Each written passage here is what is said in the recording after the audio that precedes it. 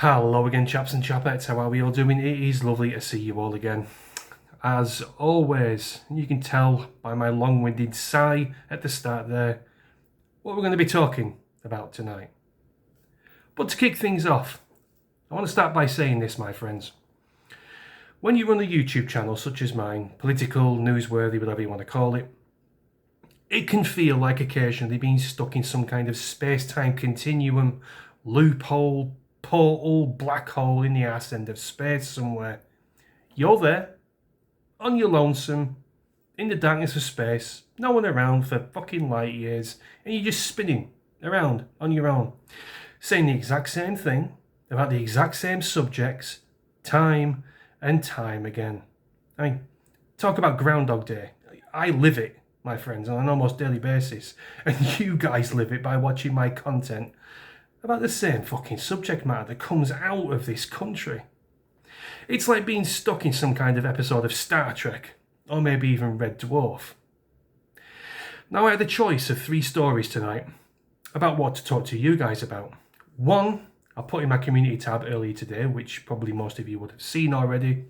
This one I'm about to talk to you about, and another one which I'll either keep to another day, or I'll probably just dismiss it because it's more along, it's more or less along the same lines as what I'm about to bring you. I am, of course, talking about the hotel migrants. Of course, we're going to be talking about the hotel migrants. Now, we're not talking about a hotel migrant here that has gone out and given soup to the homeless or is working voluntarily in a charity shop somewhere. No, don't be so silly. That's naive if you thought I was going to bring you something like that. This hotel migrant, in a nutshell, do you even need a nutshell? Do you need a synopsis about what I'm about to read to you? No, do you balls? But I'm going to bring you one anyway because it's my whole raison d'etre. This hotel migrant has R-worded a woman, Kel fucking surprise, I know, in her own home. Now this story, my friends, is in the Times under the headline, Failed Asylum Seeker. Not asylum seeker at all. It's someone, a criminal who is squeezing this country for everything they can possibly get from it. Like I told you in my last video, second to last video, however it was. I'm sick of these people being called asylum seekers. It's just not true. A failed asylum seeker, not asylum seeker, R-worded a woman in her own home while he was appealing against the rejection of his asylum application. What do I say all the time, my friends? How these people work? They claim asylum. It gets rejected. They know it's going to get rejected. It takes an awful long time for an asylum appeal to get through all the documentation, all the pissing about, the waiting with the civil servants, putting it under a fucking big pile of other applications. It can take years, and during these years they stay here indefinitely until it's rejected again. Once that appeal goes through, it gets rejected again. Of course it does, but then of course they can't find the person. They've changed the name. They're going to a criminal underworld. They're in hiding somewhere. They've dug themselves a deep hole and they intend to stay there while still claiming benefits, believe it or not. It's just the way the world works now, my friends. Everyone can see it, everyone can read it, except a few sections of subhumans, and we all know who we're talking about there. Tret Chandler, or Calendar, I don't know the fuck you say it, 28, from Trinidad, was being housed in a hotel by the Home Office when he assaulted a young woman after turning up drunk at her home at the end of a night out. Again, this man is going out on the tiles, and as far as I know, it's been a long time since I had a night out anywhere. That is a very expensive thing to do. To go out into the pubs and clubs and get pissed could set you back, depending on how much you drink. I'm not too sure. I'm quite a big drinker myself. It could set me back anything between £60 and £100 to get drunk in a pub or a club. This man has this sort of money. He's either getting it from the government or he's working in the criminal underworld, like I just mentioned before, whilst his claim is being processed. Maybe an accumulation of the two. I don't know. But you need a fuck ton of money to go out on the tiles and get pissed. That I can assure you. He asked her for some loving, overpowered her, and carried on regardless when she said no. The woman recorded much of the assault on her phone to later use as evidence. The audio clips played to the jury could be heard. She could be heard crying and telling Callender, "I have said no, please stop." Callender was heard telling his victim to have some respect for me and to shut up. I've seen quite a few documentaries and videos on YouTube. My whole world evolves around fucking videos on YouTube and documentaries of these type of people.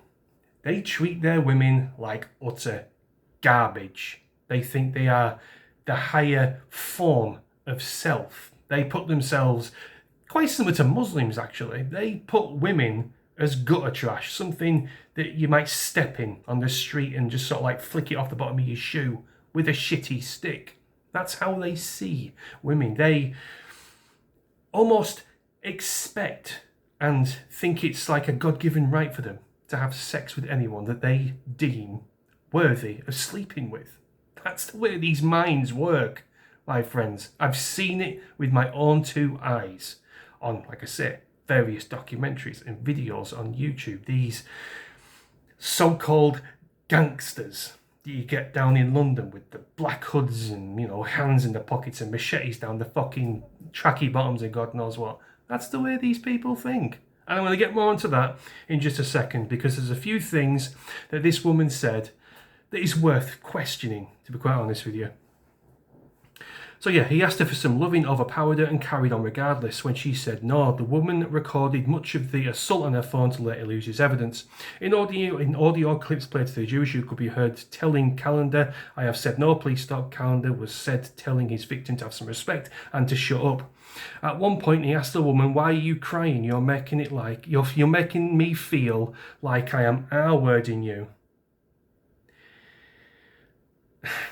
If you're with a woman, right, and you're being made to feel like you're R-wording this woman, the chances are you are R-wording this woman. I've been up and down the street in my youth, guys. I've had my fair share. I have never felt, ever, that I am raping R-wording someone. Excuse me, algorithm. Have you?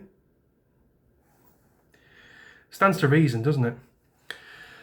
The recording carried on until after the attack, when he could be heard telling the woman he was sorry and that he fucked up. Oh yes, you fucked up all right, my friend. You fucked up badly. Callender, who was staying at the Britannia Hotel in Bournemouth, Dorset. DJ Media's been here quite a few times with his camera, and I think a couple of times with Fred as well. Fred being Charlie Veitch's bodyguard. These people are animalistic, my friends, throwing stones at DGA Media, chasing him away, saying they're going to kill him, simply for standing there with a camera. This is no surprise to me at all. Denied R-wording the woman, he admitted trying to pressure her into having sex, but claimed he stopped when she said no. He told Bournemouth Crown Court that the woman faked the attack when she started recording. A jury found him guilty of R-word and sexual assault after almost 5 hours of deliberations. Afterwards, it emerged that Callender was a failed asylum seeker. Yeah, of course he was. He was staying at the Britannia Hotel, one of the 3 hotels in Bournemouth, taken over by the Home Office for the exclusive use of asylum seekers while his appeal went through.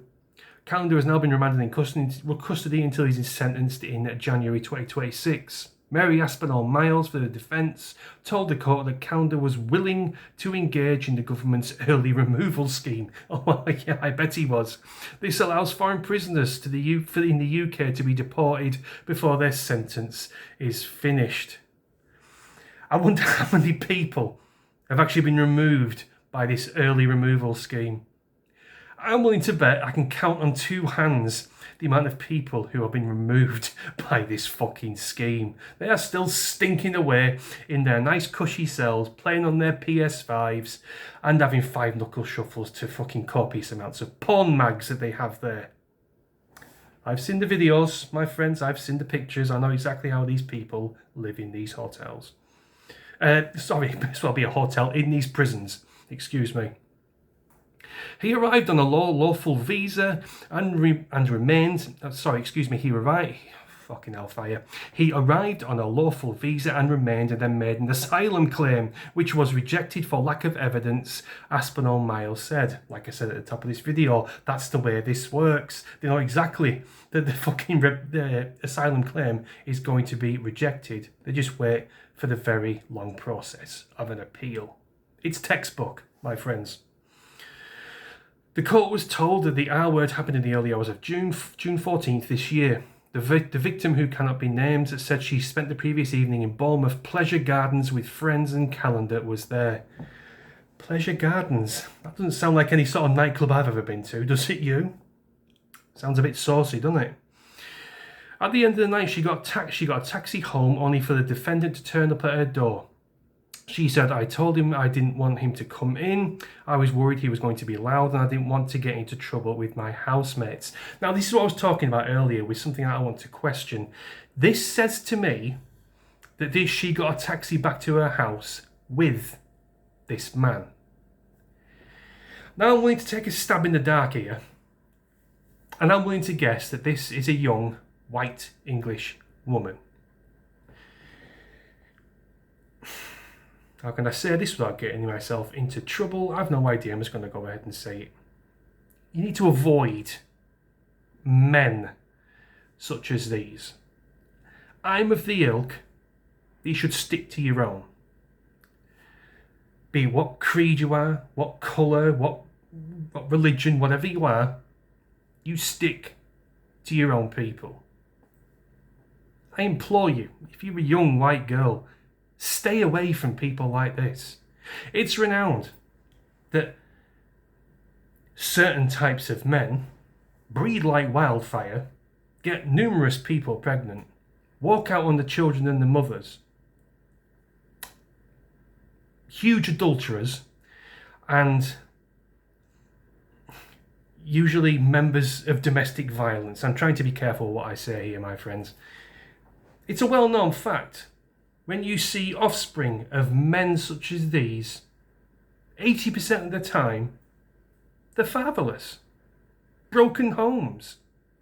Hence, the rising crime, knife crime, robberies, muggings, because they don't have a father figure in their lives to keep them on the straight and narrow, to slap them down when they stand too high and think they're big old cock and mighty and think they can get away with blue murder.